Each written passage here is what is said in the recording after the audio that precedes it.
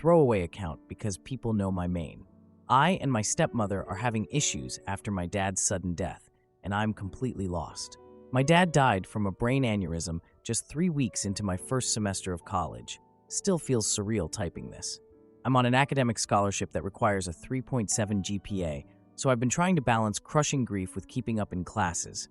Not going great, if I'm being honest. Some background. Dad remarried 5 years ago to my current stepmother, and she brought her son into our lives. I've always tried to be cordial with both of them, but we never really bonded. My stepmom would subtly discourage my weekend visits with Dad, planning family-only outings when I wasn't there, scheduling my stepbrother's activities during my visits, that kind of thing. Dad built a respected custom furniture business from scratch. He made beautiful handcrafted pieces that sold for good money, but each one took weeks or months to complete. Our family was basically asset-rich, but cash-poor most of the time. He absolutely lived for that workshop. I spent countless weekends there learning from him. 3 days before the funeral, I got a call from my stepmom that completely blindsided me. She wanted me to take my stepbrother to a nearby park during my dad's funeral because it would be too emotional for him. I was trying to process how she could ask me to miss my own father's funeral to babysit. I pointed out that my stepbrother has 2 aunts who could easily watch him. My stepmom got really insistent, saying my stepbrother was having nightmares and can't handle seeing his daddy buried, but that he feels safe with his big sister. The whole conversation felt manipulative, though maybe grief is making me paranoid. I tried to keep it together while explaining that I needed to be at the funeral. It wasn't optional for me. I suggested that maybe one of her sisters could watch him instead, since they'd be better at comforting him anyway. The moment I said that, her tone completely changed from sweet-talking to cold and clipped. She snapped that we're all grieving here and implied that we were equally affected by the loss, which just felt so dismissive of my relationship with my dad. That's when I lost it after days of trying to hold myself together. I told her that losing a father I'd had for 18 years wasn't the same as losing a husband of 5 years, and that she was being incredibly selfish by asking me to miss saying goodbye to my own dad. She went silent for several seconds before saying, "I always knew you resented us," and hung up on me. The next morning, after crying myself to sleep, I woke up to a barrage of text messages from aunts, uncles, and even my dad's parents, all expressing their disappointment in my selfish behavior and lack of compassion for a child who just lost his father. Apparently, my stepmom had shared some heavily edited version of our conversation with the entire family, painting me as this monster who said cruel things about my stepbrother, which I absolutely did not do. My grandmother called me, particularly upset, saying that my stepbrother had overheard the phone conversation and was now traumatized that his sister hates him on top of losing his father. I was reading all these messages, completely blindsided by how quickly I'd become the villain in this situation. The funeral is in 2 days, and I have my first major college exam the day after. I'm completely torn between standing my ground and giving in to family pressure just to keep peace. I'm trying to process my own overwhelming grief while everyone making me feel like I'm selfish for wanting to attend my own father's funeral, which sounds absolutely insane when I type it out. I've barely slept or eaten since this started. My roommate keeps finding me crying in the bathroom at 3 a.m. because I don't want to wake her up, though she's been amazing through all this. I've already missed 2 classes because I just couldn't get out of bed, and I'm terrified of losing my scholarship if my grades slip. What keeps going through my mind is that Dad would be heartbroken to see his family treating me this way. He always made sure I knew how much he loved me, even after remarrying. We had this special bond through his woodworking. I was the only one who showed any interest in learning. He used to say, I'd take over the family business someday, not just empty words. He actually taught me techniques nobody else in the family knows. My stepmom never seemed to like how close we were. She would schedule family activities during times Dad and I would normally work in his shop together. Dad never noticed the pattern, but I definitely did. Now I'm worried about what will happen to his workshop and all his tools, things he always said would be mine someday, though I don't know if he ever put that in writing. I'm also concerned about finances. My dad had several commissioned pieces in progress that represent thousands in potential income once completed. I was counting on that money for next semester's expenses, not covered by my scholarship. books, housing fees, meal plan, etc. To make matters worse, my dad's business partner called yesterday to check on me and mentioned that my stepmom has already been asking about liquidating assets quickly, meaning selling dad's tools and equipment. The partner sounded uncomfortable, even telling me, but thought I should know since dad always said those tools would be mine someday. Now I'm wondering if the whole babysitting request was just a scheme to keep me away from the funeral, where business arrangements and the will might be discussed. She knows I'm the only one who understands the value of everything in that workshop. I realize how paranoid that sounds, but the timing seems suspicious. Between grieving, trying to keep my scholarship, and now this family drama, I'm barely functioning. I haven't slept more than 3 hours at a stretch since Dad died, and I'm working night shifts at the campus cafeteria to cover expenses my scholarship doesn't pay for. My professors have been understanding, but extensions only go so far. Edit. A lot of you asked about whether my dad left a will. He did have one, but I haven't been included in any discussions about it. My stepmom has been handling everything and hasn't shared any details with me. I tried asking my grandmother, but she just said, "That's for your stepmother to discuss with you when she's ready." It feels like I'm being deliberately kept in the dark. I'm determined to go to the funeral, regardless of the family drama. I need to say goodbye to my dad. But I'm dreading the cold shoulders and whispered comments I know I'll get from relatives who've only heard my stepmom's version of events. Thanks for reading this wall of text from a complete mess of a person. Any advice on handling the funeral situation would be really appreciated, especially from anyone who's navigated family drama during grief. Now for the first update. I decided to confront my stepmom about my dad's funeral and workshop, like many of you suggested in my last post. Let me tell you how that went. Spoiler, not great. First of all, thank you all so much for the overwhelming support on my last post. I'm sorry it took me a few days to update, between classes, grief, and I've barely had time to breathe, let alone type this all out. I'll try to respond to comments, but I'm pulling an overnight shift at the cafeteria right after posting this, so please bear with me. So I decided to go to my dad's funeral, no matter what. I wasn't going to miss saying goodbye to my own father because my stepmom wanted me to babysit. I arrived about an hour early so I could have some private time with Dad before everyone else showed up. Those quiet moments alone with him were everything to me. My stepmom made her grand entrance right as other people started arriving, making a point of walking in with my stepbrother in tow. She gave me a look that made it clear she knew exactly what she was doing. They positioned themselves in the front row directly across from where I sat with my mom. Throughout the entire service, I couldn't help but notice that my stepbrother seemed completely fine. Not the traumatized, emotionally fragile child I'd been told about. He was literally playing games on a tablet during my uncle's eulogy. So much for being too emotional to attend, right? The whole "he can't handle seeing his daddy buried" story was clearly just a manipulation tactic to keep me away. After the ceremony, when it was time to approach the casket for a final goodbye, I waited my turn and walked up. Just as I reached out to touch my dad's hand one last time, my stepmom stepped between us and said, "The immediate family needs this time now." As if I wasn't my father's daughter. As if 18 years meant nothing compared to her 5. I was so stunned, I just backed away rather than make a scene at my dad's funeral. During the reception at my aunt's house, my grandmother pulled me aside. She told me there were complications with my dad's workshop and tools. Apparently, my stepmom had already contacted an estate liquidator about selling everything. Everything. The tools my dad had collected over decades. The half-finished pieces customers had already paid deposits on. The workbench we built together when I was 12 that he promised would be mine someday. I stood in the corner of my aunt's living room, watching my stepmom receive condolences from people who barely knew my dad. I had a plate of untouched food in my hand that my aunt had insisted I take, but the thought of eating made me physically ill. After about 20 minutes of building up courage, I approached my stepmom when she was relatively alone near the buffet table. I tried to be civil. I really did. I asked her about my dad's workshop, and when I could come by to pick up the tools he'd always said would be mine. Her response? She immediately got defensive, her voice rising as she claimed I was already grabbing for valuables while your father is barely cold in the ground. I explained as calmly as I could that these weren't just any possessions. They were Dad's handcrafted tools, his projects, and everything he'd taught me since childhood. He had always said those would be mine someday. She knew this. She'd heard him say it countless times. She looked me straight in the eyes and said, "You'll need to prove that. As far as I'm concerned, that workshop and everything in it is my son's inheritance." Her son's inheritance.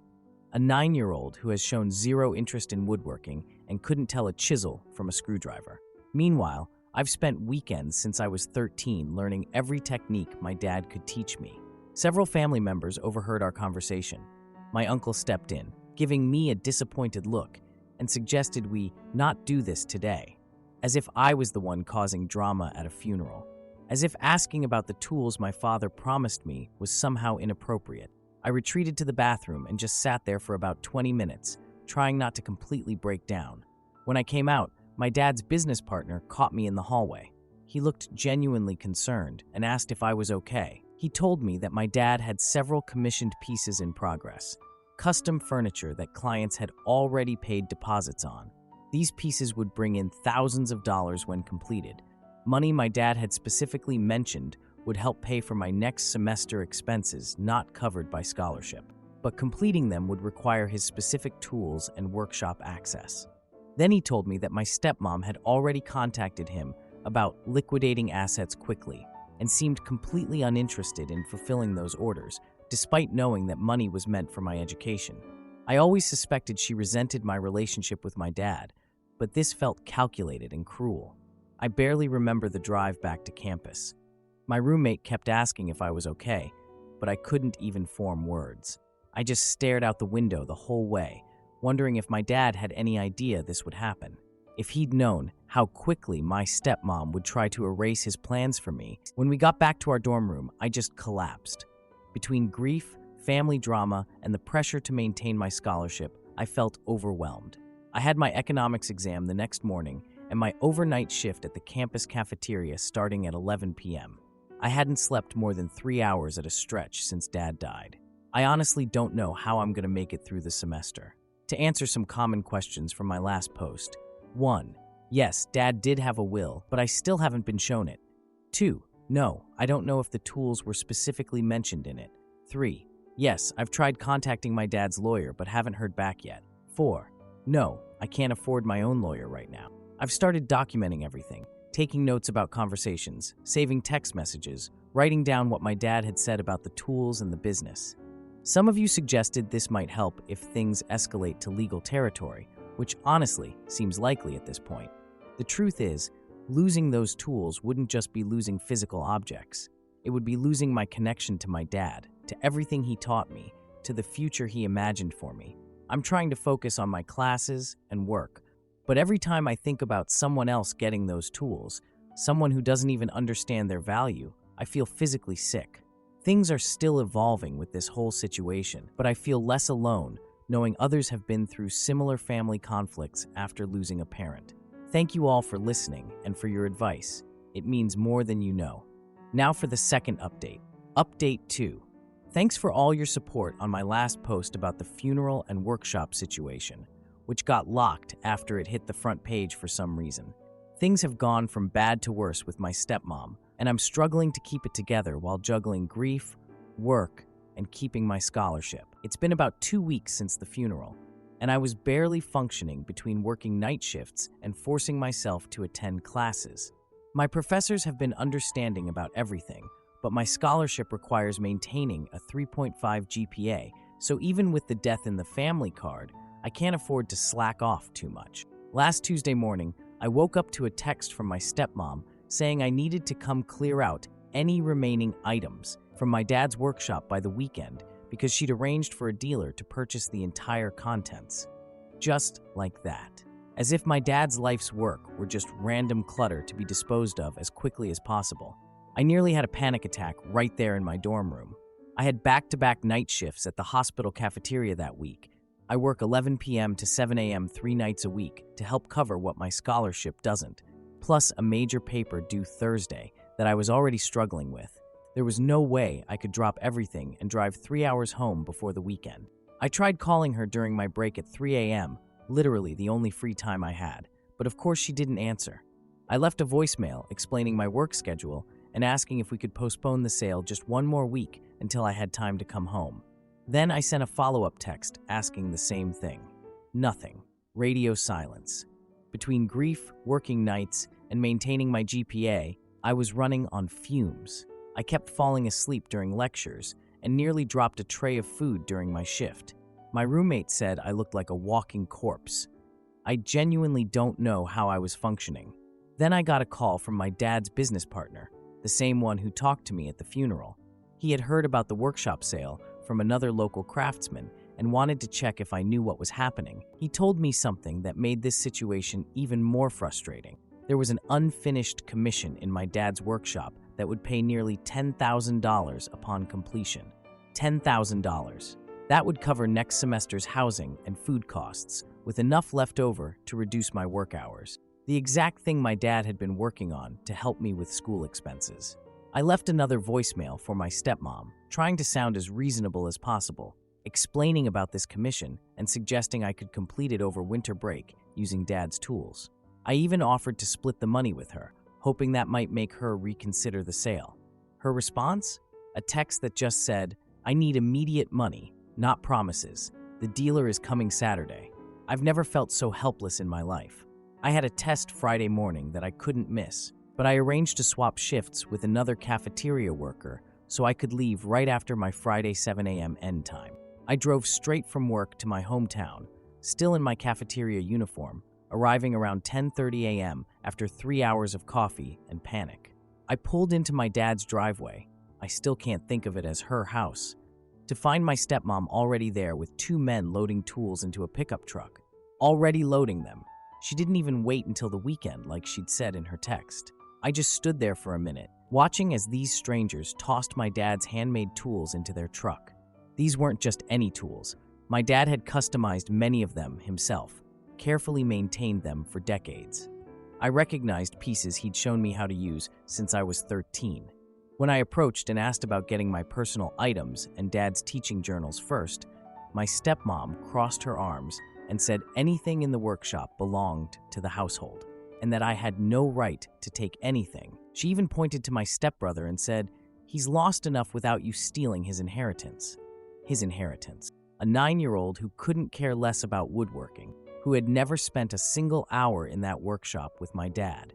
While I stood there in my cafeteria uniform, having driven straight from an overnight shift to try to save some small piece of my relationship with my father, I noticed his maple workbench had already been disassembled. When I reacted to seeing it in pieces, one of the dealers just shrugged and dismissed it. That workbench had our initials carved underneath it. It had been standing in that workshop for 6 years, the centerpiece of everything my dad created. When I spotted my dad's leather-bound instruction journal in a box headed for the truck, that journal contained all his techniques, with notes and drawings and little messages he'd written specifically for me throughout the years. It was the most personal item in that entire workshop, irreplaceable. I reached for it, and my stepmom physically stepped between me and the box. She actually put her hand on my chest and pushed me back, saying, "That's worth money to the right collector." Then she told the dealers to hurry up before I made a scene and upset her son again, as if I was the problem, as if I was the one stealing from my dad's legacy. I don't know what would have happened next if our neighbor hadn't walked over. This guy had been friends with my dad for years. They used to grill together and talk about woodworking techniques. He approached and asked what was happening to Frank's workshop and why his daughter was being prevented from taking personal items. My stepmom's entire demeanor changed with an audience present. Suddenly, she was grabbing a few random tools and the journal, thrusting them at me while saying, "Take these and leave us alone for good." Then she started hurrying the dealers to finish loading the truck, acting like I was causing an inconvenience. I left with the journal and whatever tools she'd grabbed, a couple chisels and a hand plane that weren't even a matched set. I was too exhausted to fight anymore. I just sat in my car and cried for about 20 minutes before driving back to campus. When I finally got back to my dorm and opened Dad's journal, I discovered several pages had been torn out, specifically the ones where he had written about teaching me his craft and his hopes that I would continue his legacy. The pages where he documented the projects we'd worked on together, the most meaningful parts, deliberately removed. I don't know if she tore them out to hurt me or if she's planning to sell them separately as collectibles. Either way, I felt like I was losing the future we would have had together as craftspeople. I know some of you will suggest I should have called the police, but honestly, I wasn't thinking clearly after driving on no sleep, and I wasn't even sure if what she was doing was technically illegal since she's his widow. Plus, my stepbrother was there watching the whole thing, and I didn't want to make things even more traumatic for him, regardless of how his mom was acting. Edit. A lot of you are asking about the will situation. Yes, my dad had a will, but it was from before he married my stepmom. The lawyer still hasn't gotten back to me about what exactly is in it. Apparently there's a waiting period or something, and my stepmom seems to be taking advantage of that gray area to liquidate everything as fast as possible. I'm typing this from my dorm room after sleeping for nearly 16 hours. I've missed another shift, probably getting fired at this point, and have no idea how I'm going to finish my assignments that are due Monday. I can't stop thinking about those tools being sold for a fraction of their worth to people who won't understand their value. Projects my dad worked on being dismantled and sold as raw materials. The journal is sitting on my desk, and I can't bring myself to open it again and see where pages used to be. It feels like my stepmom is erasing any connection I had to my dad, and I'm powerless to stop it. I'm completely drained, physically, emotionally, financially, and I don't know what to do next except try to salvage what's left of my scholarship and my sanity. Thanks for letting me vent, and if anyone has been through something similar with a step-parent liquidating family treasures, I could really use some advice on whether there's anything I can do legally at this point. Now for the final update. Final update. Dad's workshop situation finally resolved. First, thank you to everyone who offered support and advice on my previous posts. You all kept me sane through this nightmare and gave me courage I didn't know I had. It's been about 3 weeks since that horrible day when I found my stepmom selling off my dad's workshop and discovered those torn pages in his journal. I've been running on autopilot since then, somehow surviving midterms while working night shifts and crying myself to sleep most nights. Shout out to my roommate for pretending not to notice. After finding those torn pages, I couldn't stop thinking about what else my stepmom might be hiding. Dad always talked about me taking over his business someday. It wasn't just empty words. We'd had actual conversations about it. So I reached out to his business partner to see if he knew anything concrete about Dad's plans. We met for coffee near campus. The moment he sat down, I could tell he had something important to tell me. Turns out, Dad hadn't just been casually mentioning me joining the business. He'd been actively planning for it. According to his partner, Dad had intended to transfer ownership of the business to me when I turned 21, and had documented this with his lawyer. Even more shocking, his partner told me my stepmom had been calling all of Dad's clients, telling them their orders were canceled due to a family emergency. Some of these pieces were nearly finished, projects worth thousands that would have provided steady income for months. I almost knocked over my coffee when he told me this. These weren't just random furniture pieces. They represented my dad's reputation and client relationships he'd built over years, and she was just canceling them. For the first time since the funeral, I felt something besides grief and exhaustion. I was angry, really angry. With midterms finally over and a rare weekend free from work, I made an appointment with Dad's lawyer. I needed to understand what my legal rights were regarding the business and those commissions. I wasn't expecting much. I figured as his widow, my stepmom probably had control over everything.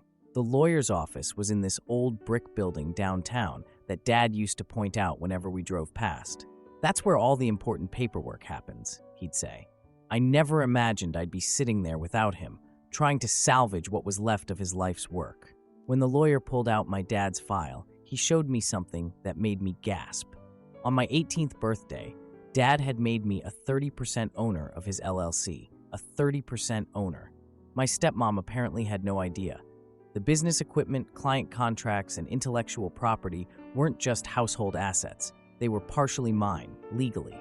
The lawyer explained that while the house and personal items would typically go to my stepmom as his spouse, the business assets were different because of the LLC structure. My dad had effectively given me partial ownership of everything related to the business, including those tools she'd sold and the commissions she was canceling. I sat there holding these legal documents, It felt like Dad was reaching out from beyond, looking out for me one last time. The lawyer suggested we meet with my stepmom as soon as possible to sort this out before more business assets disappeared. I asked if Dad's business partner could join us. I needed all the support I could get. The lawyer agreed, and we set up a meeting for the next day. That night was the first time I slept soundly since Dad died. I finally had something concrete, proof that I wasn't crazy for thinking the workshop should have been at least partially mine.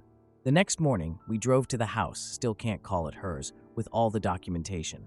When we pulled up, I noticed a delivery truck in the driveway with those same dealers from before. They were loading several of Dad's finished furniture pieces, including a dining table I knew was a commission for one of Dad's longtime clients. Those pieces belonged to specific clients who had already paid deposits. They weren't hers to sell any more than they were mine. We approached the house just as another piece was being carried out. I called out to the dealers to stop, explaining that those pieces belonged to paying clients. The business partner backed me up, pulling up emails on his phone showing the commission agreements. My stepmom came out of the garage when she saw me with the lawyer. "You're trespassing," she shouted. "Get off my property." That was pretty much the extent of our dialogue, and it was all I needed to hear to know she hadn't changed at all. The lawyer calmly introduced himself and presented the LLC ownership documents. He explained in the most professional tone that I had legal right to 30% of the business assets, including the tools that were sold without my consent, and that selling commissioned pieces to dealers could potentially constitute fraud. She seemed shocked and in disbelief. She started claiming Dad had tricked her and never mentioned making me part owner of their livelihood. But here's the thing about legal documents. They don't care about your feelings. They just are what they are.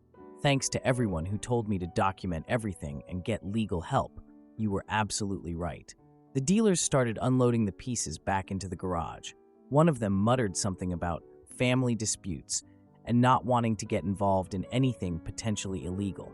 My stepmom changed her approach, saying she was trying to provide for her son and that I was trying to leave them destitute out of spite. But the business partner stepped in with the commission records, showing that completing these pieces would actually generate more income than selling them for quick cash. After about an hour of tense negotiations, we reached an agreement. I would work with Dad's partner to complete the outstanding commissions. The profits would be divided appropriately between the business, 30% mine, and my stepmom's household. She could keep the money from the tools she'd already sold, but the remaining workshop equipment would stay put. Once the lawyer had everything in writing and the dealers had left, the business partner and I started reorganizing what was left of the workshop. It was so many things were missing, but at least the space itself was still intact. As we were sorting through the remaining materials, I found something that broke me all over again. Tucked away was one of Dad's unfinished pieces, a jewelry box. There was a note attached in his handwriting, "For OP, to finish when you're ready." I just sat on the workshop floor, holding that box. Dad had planned for me to continue his work all along. This wasn't just about money or possessions. It was about carrying forward what he'd taught me. The business partner gave me space, continuing to organize while I pulled myself together. When I finally stood up, I felt different somehow. Still grieving, still exhausted, but with a sense of purpose I hadn't felt since before Dad died. We've spent the last 2 weekends working in the workshop, finishing the most urgent commissions. I'm driving back and forth from campus when I can, and Dad's partner is handling the rest. My stepmom avoids the workshop entirely when I'm there, fine by me. The client response has been amazing. Many of them knew my dad had been teaching me, and they've been incredibly supportive about me helping finish their pieces. One client even commissioned a new piece from me after seeing my work on her dining chairs. I've arranged my schedule for next semester to include fewer night shifts and more weekend time at the workshop. The commission money has already started coming in, and I won't have to worry about my scholarship being my only financial support anymore. As for the torn pages from Dad's journal, I'm still sad about them, but I've started my own journal, documenting the techniques Dad taught me and adding my own observations. It allows me to continue documenting our work, even if he can't respond. Edit. A lot of you have been asking about my relationship with my stepbrother going forward. He's still just a kid caught in the middle of adult drama, so I've been trying to be kind when I see him. Last weekend, he actually came into the workshop for a few minutes and asked what I was making. It was awkward, but not hostile. I showed him how to sand wood properly, which Dad taught me. He seemed interested for about 10 minutes before getting bored and going back inside. I don't expect us to suddenly become close, but at least we had one normal interaction. Some tough moments led to unexpected understanding. I found my voice through losing my dad, and while I'd give anything to have him back, I know he'd be proud of how I fought for his legacy. Thank you all for being part of this journey. Your support made more difference than you'll ever know.